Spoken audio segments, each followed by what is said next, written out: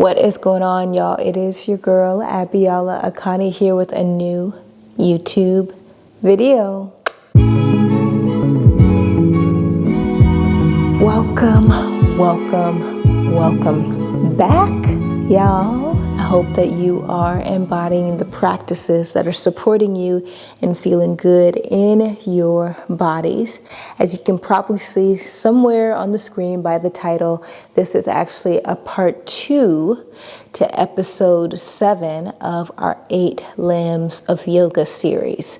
I wanted to create this because there was an aspect of the meaning associated with Dhyana that I didn't get to as much as I did in episode 7, but it is an extremely important part of Dhyana, so I wanted to make sure to cover it here. Now, before we get into today's video, if you haven't watched episode 7, part 1, where I'm basically talking about embodying Dhyana in order to practice letting go, be sure to watch it up here or click the description box somewhere to watch that, and make sure that you watch the 8 Limbs of Yoga series playlist so that you are exploring each of these limbs in the order they were meant to be practiced. So let's get into the video. Dhyana means letting go or deconcentration. However, more of the traditional meaning is meditation, or specifically meditative absorption. So in the first video, I was detailing the practices of deconcentration and letting go through Dhyana, coming to this place where we're not trying to control so damn much. Because by the time we are practicing this limb, we've come to the realization or embodied the truth that our control and our attachments and our aversions are ultimately illusions, that there's no way that I can really shift, control, or change the things that I'm experiencing in my life by force. And as a result, I've been able to let go and instead align with the will of creation. Because in limb number 6, when we're practicing Dhyana, we are embodying deep focus with the understanding that in order to not be taken away by the pervasiveness of our thoughts, we have to be practicing some type of focus and concentration.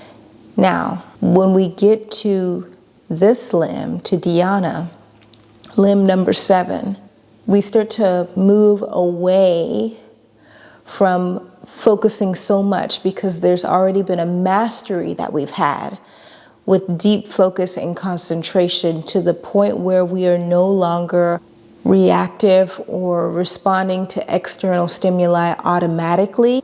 We can discern that this is something that's happening. This is movement of the mind, and I don't need to attach to this thing. That mastery is Dhyana.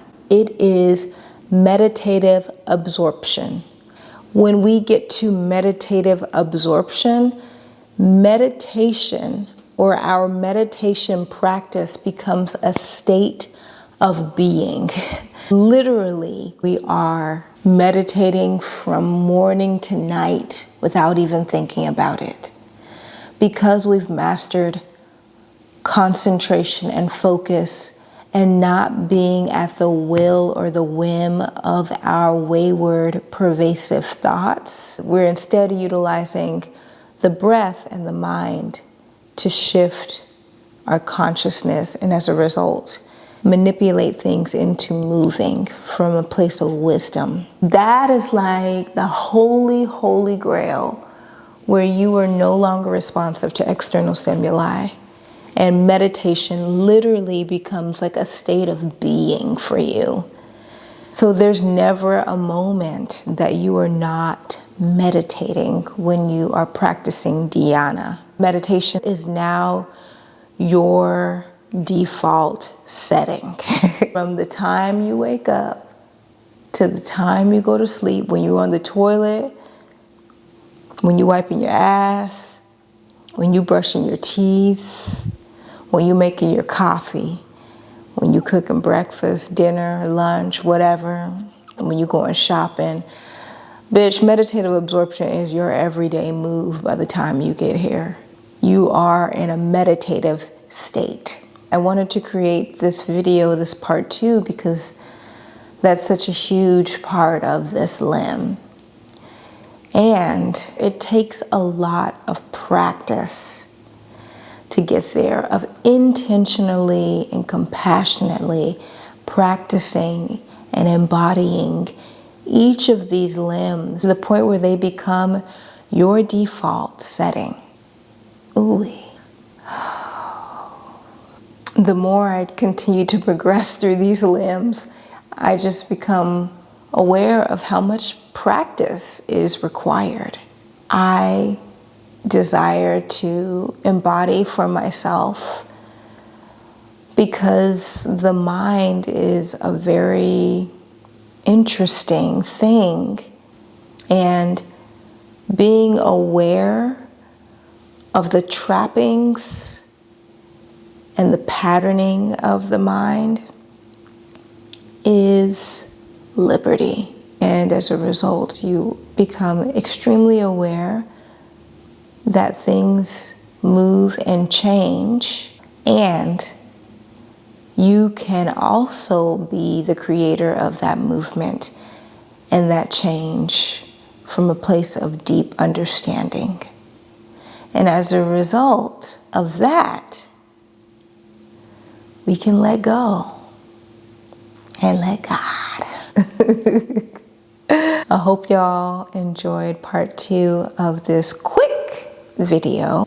I'm going to be premiering this on Thursday, meaning that I've already announced our Chakra Masterclass, which is going to be on May 9th. And that is a masterclass basically for any yoga instructors out there who want to learn the 7 chakras to theme their yoga classes for emotional regulation and release for their students. If you want to really explore the chakras from the non-performative yoga lens, then I got you. You want to make sure to register for free for the masterclass by clicking the link below in the description box.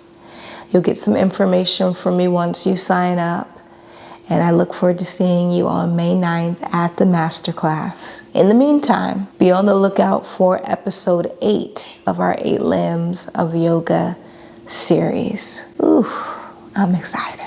It's coming at you next week. Continue to follow your girl on the gram at Yoga by Biola and at iya.well, and continue to be well, y'all.